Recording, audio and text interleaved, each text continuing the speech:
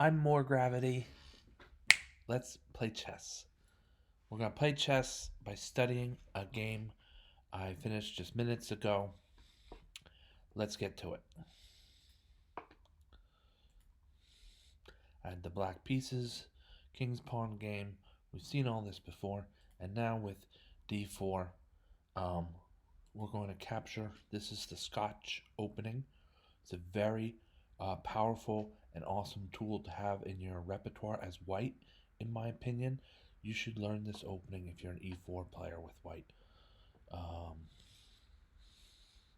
Gary, Gary Kasparov has used this opening at the very highest levels. Here, I usually play the move bishop c5. Bishop to b4, I believe, has been tried. It's not a good try because white plays pawn to c3 and the bishop must move again. So instead of bishop c4, bishop c5 is good, definitely a good playable move. If you want to be more passive than bishop e7, but there's no reason to be so worried about the g5 square because the knight has moved to d4, and it would take some time for him to reconnoiter or collect himself and get over to g5. And by that time, black will have castled, so sacrifices on f7 are unlikely. So for this reason, I choose to play bishop c5. Black can also develop a knight to f6 and then has to be ready for the potential of a pawn push by white to e5. So, trading knights is fine here. It's a fine move by black. Black gets this double pawn structure, but is ahead in development. We don't know what's going to happen with the queens. Anything can happen here. White's turn to move. He could initiate a queen trade. He could wait a turn in one way or another, and then black might initiate a queen trade. White might dodge a queen trade, for instance, with queen to f3. A lot of things in terms of the queens, it's going to happen soon, but we have no idea. Neither side has any. Well, maybe white does if he's about to make the move, but black has no idea what's going to happen with these queens. It's going to be soon, but we don't know what it is. So let's see. White traded queens on d8, which is probably the best move. It depends on white's aim. The idea, I guess, is that black now can't castle and has a doubled pawn disadvantage on the queen side. That's it. That's enough probably to make for some kind of advantage for white. Simple developing moves. Limit black's response options by targeting the f7 pawn. Black is not going to let white just win this f7 pawn. So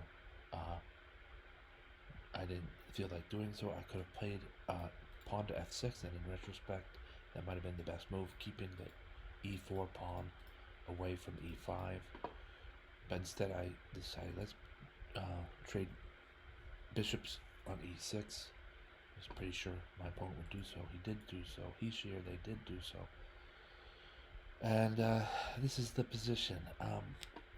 White has superior pawn structure. Black does not. Nice Alani, doubled pawns on the c file. Black's only thing that's great about the only good part for black here is the bishop on c5 is developed, whereas white's remaining minor pieces are not. Look, Stockfish has this as +1 for white. I'm sure it is. In terms of practicality, this is a game that's going to be won by whoever can pay attention to more nuance. I like these kind of positions. I tend to do well in positions that many chess players find boring. I end up winning those types of games. So we'll see if well, maybe you probably already know because I only review my wins, but Kingside Castles isn't all that bad. Maybe Knight c3 could have been good, and then if I want to move my bishop again, spend the time, then white can say, haha, I can guard the knight without having to double my pawns and break your pin and be ready to castle to either side on the next move, or even delay that till later. So for this reason, I think knight to c3 would have been better here than castling immediately without queens on the board and so on. White's king is going to be less active after castling here. Threat against e4, so my opponent pushes e5. Can always play f5 and no, that's actually forms the basis of my next move, which is to get out of the way of that attack. But this is I don't know how to do this without it's already been given away. So the knight can move to g4 or to e4 as a way to play an aggressive move and attack here. But at g4, you want to eliminate these types of moves. Sometimes they seem like they both do the same things, right? Attacking f2 and making the way for a rook on f8 to be more powerful and influential in the game. With the knight on g4, it's kicked back. There's no immediate severe threat on f2, so then the knight finds some place to go. Perhaps after g4, we're capturing on e5.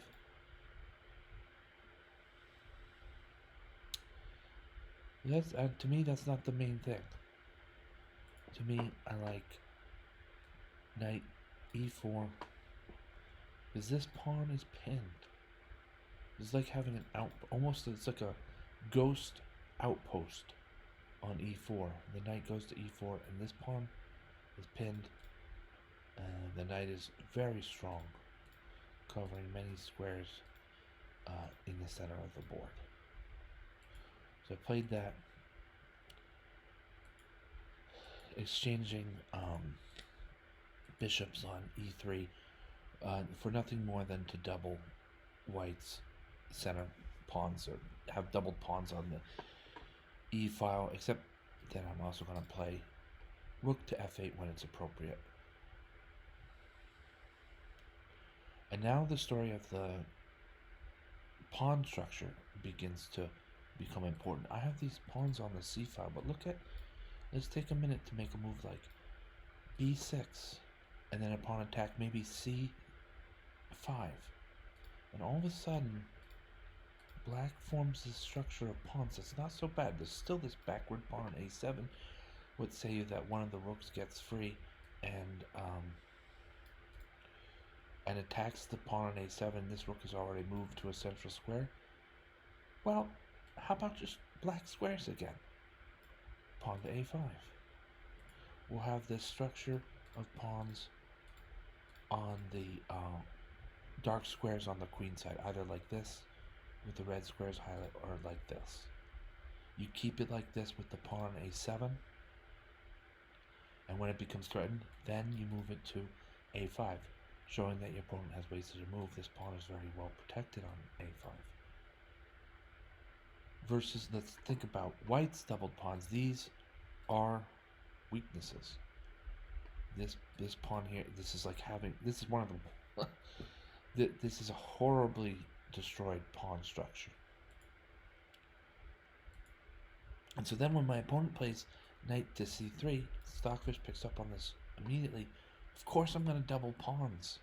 My opponent's pawns. Look at this. White has a most completely destroyed pawn structure. Versus we see how the black pawns are just better.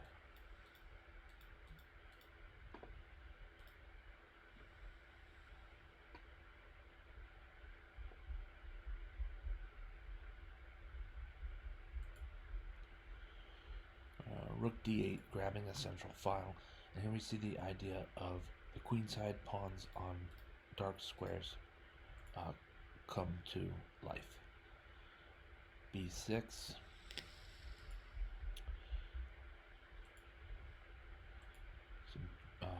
One set of rooks is traded.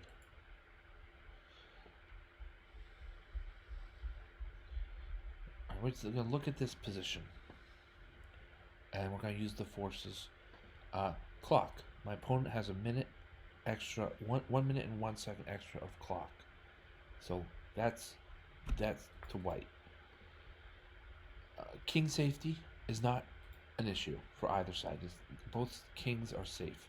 The black king, as it is a bit more active by guarding some of the F file and by guarding some of the D file. The black king is a stronger influence on the goal of promotion. That's okay, good. That goes into mobility.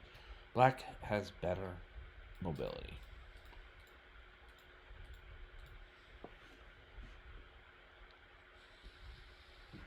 Clock, king safety, mobility,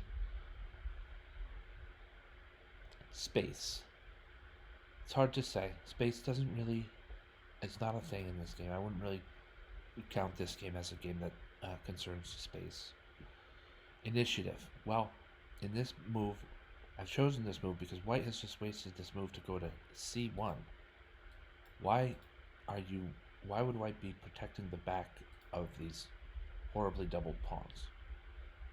So, given that, that's a lost tempo.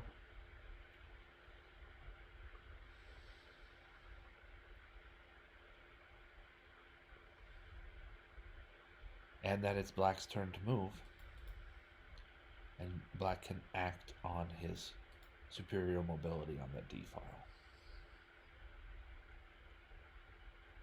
In terms of material, the game's even.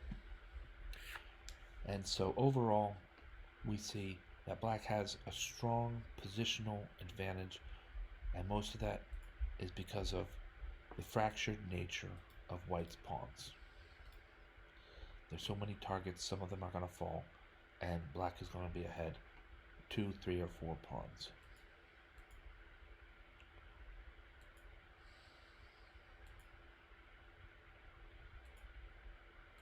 Picking up these loose pawns.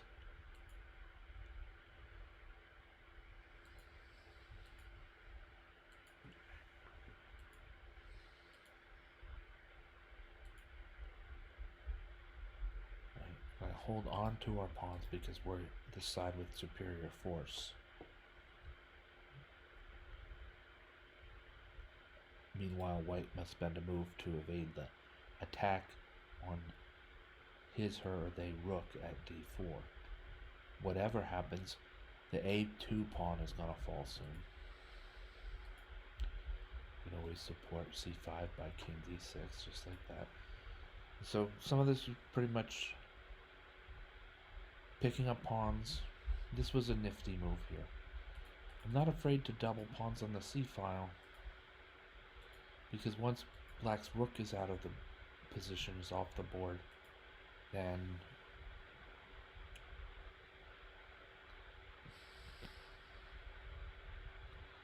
the a pawn has a clear road to promotion.